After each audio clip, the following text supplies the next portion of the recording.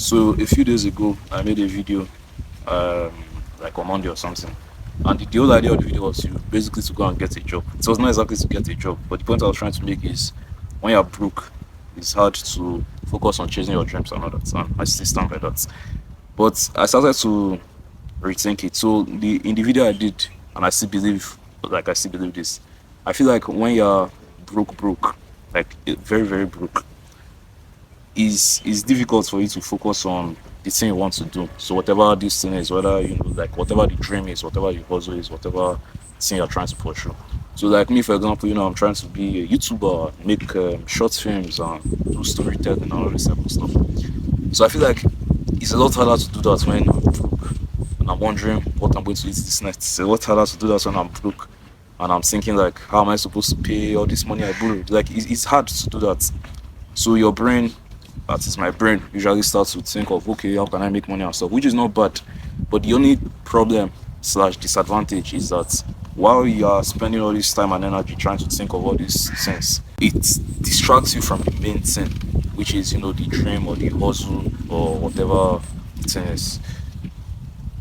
It distracts you from the main thing because all this brain power that is supposed to direct to the hustle, the dream, whatever it is, you're not spreading it to think of what you eat this evening or how you pay that money back, or how you're going to survive for the next month because you have no money to your name and all that. My recommendation, well, what I feel is like you have to do one of these three things. The things that you must get distracted.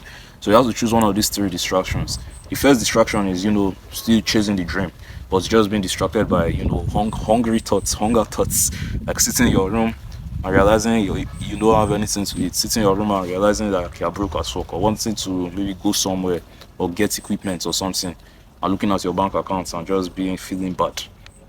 Like all those type of stuff are going to disturb you. They are going to distract you because you will just sit down there and be contemplating the meaning of life. So those type of stuff will distract you a lot. So that's distraction one.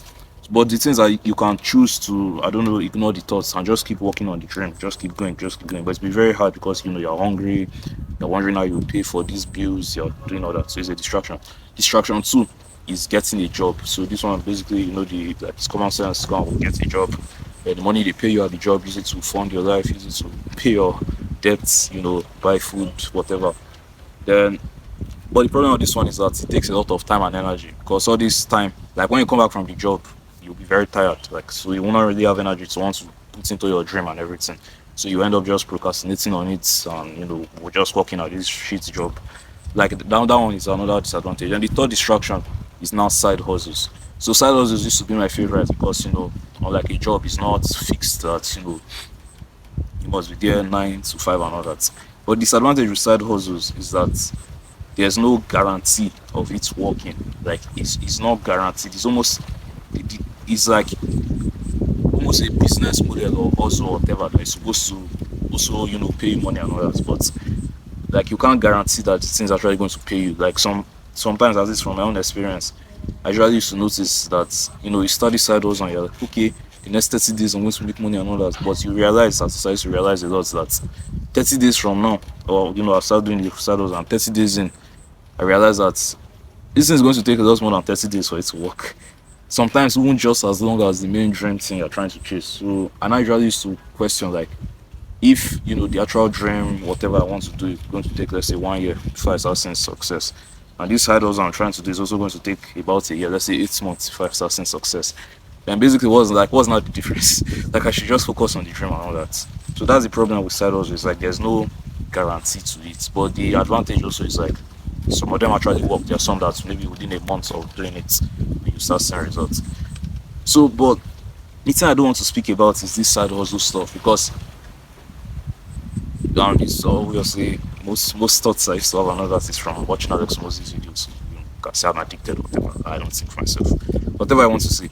But like I just thought about it, like it's true. Because so my mindset now was not like, okay, I want to start, the side hustle, whatever again. Like I want to start a side hustle, making a lot of money, then use the money to fund the dream and everything. And the side hustle that was on my mind is flipping stuff because like basically, I don't know, you buy the shirts for $5, you sell it for 10. Buy the shirts for 5, then when you that 10 you use it to buy more shirts and you sell it for 20, stuff like that. And you just have to be very windy when I want to record. It's like rain wants to rain for. That's true. That means I have to leave the house. But anyways, but the problem of it, like I said, is that you are not sure if it's going to work because you could start this side hustle. Like that's what I was thinking. So I created this whole plan and everything, and I was like, okay, 30 days from now, if I grind this, I might, make money from it. Like there's a high chance I won't, but it's not guaranteed. There's a high chance I would rather, but it's not guaranteed. Like I don't know. Like, after 30 days, I could do it and still make money. But I now thought of how flawed the idea is. It's like if you have limited resources, you shouldn't put it into something that is not guaranteed to work. It's just like having your last, what do they call it now? Let's say your last, I don't know, $20. Yeah, let's say your last $20. No. Let's say you have, let's say $100. $100 is big. That's easier than $100. Is reasonable. So you have this your last $100, and you want to double this money. So obviously you can go to like the casino, you can go and do bets and all that. And if you bet, there's a chance that 100 could turn to 1,000 or even 10,000. Well, it's not guaranteed. There's a higher chance that that money is not going to turn to 1,000 or 10,000 than it is going to turn to 1,000, 10,000. So for you to carry this only $100 that you have and put it into this betting or this casino, whatever, like that's pretty dumb because like there's a very high chance that money is just going to go. So I feel like the same thing, like in this, like in the real life scenario, the point I'm trying to make, the $100 is like your time and attention, your energy, your focus, and everything. Taking your energy, taking your time, taking your focus, and all that, and putting it into this side hustle that is not guaranteed to work. It's pretty dumb. There's this thing, like, especially if you watch this channel, go to the other videos, you'll see the whole school fees struggle that I went through. Like, there's this thing I learned, I call it facts or fiction. So to me, fact is something that is proven to work, something that has worked before and continues to work, something I've done before that has worked many, many, many, many times, both for yourself and for many other people, but especially for yourself. You have done it before, that has worked many, many times. And you know that if you do this thing again, it probably will still work again. Like there's a very, very high chance it will. I call it fact because you know it will work. And how do you know it will work? Because you have done it before. It's a fact.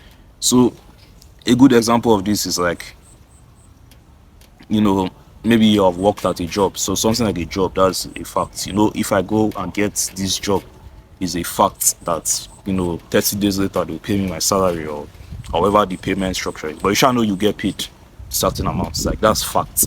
While fiction on the other hand is something you're not sure of. You're just like, okay, this is just an hypothesis that if I send 500 emails, I might make money. If I upload 50 videos, I might make money. Like it's not guaranteed, it's just fiction.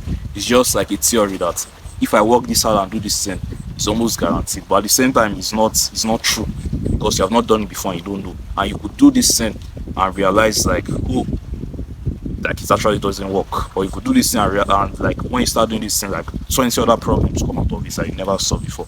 So I call all that fiction. So fact is what you're sure will work. By fiction is what you're not really sure. You're just like guessing, you're just trying, you're just testing.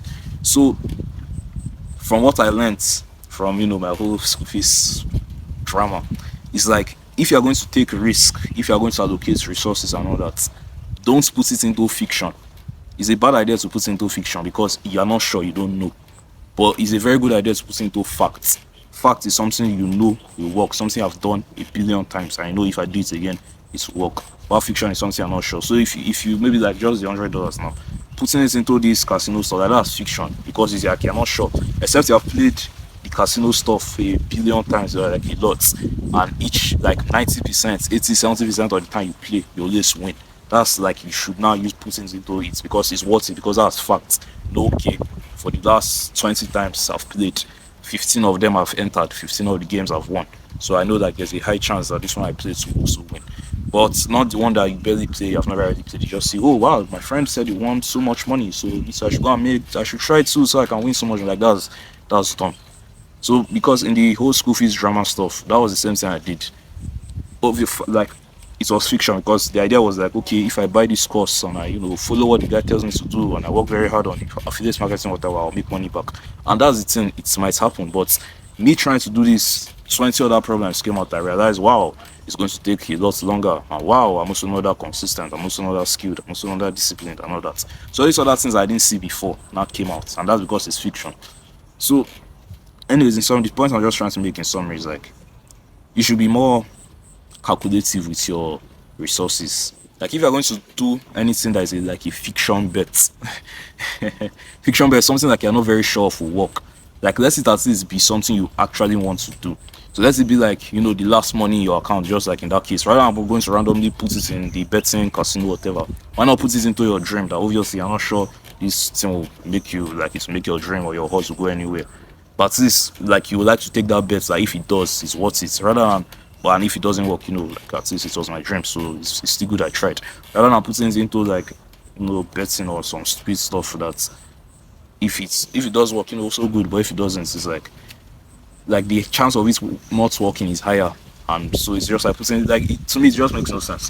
So if you're going to do fiction with the limited resources you have, put it into something you actually want to do. And these resources could not just be money. It's not necessarily just money. This is time, energy, attention, work ethic, everything. It's a lot better you put it into facts than fiction. And if you want to put it into fiction, make sure the fiction you're putting it into is what you actually want to do. So anyways, that's it for now. I've talked a lot. The weather has changed already. The rain is about to fall. I just hope this has been good enough for you to see me. I'll see you in the next one.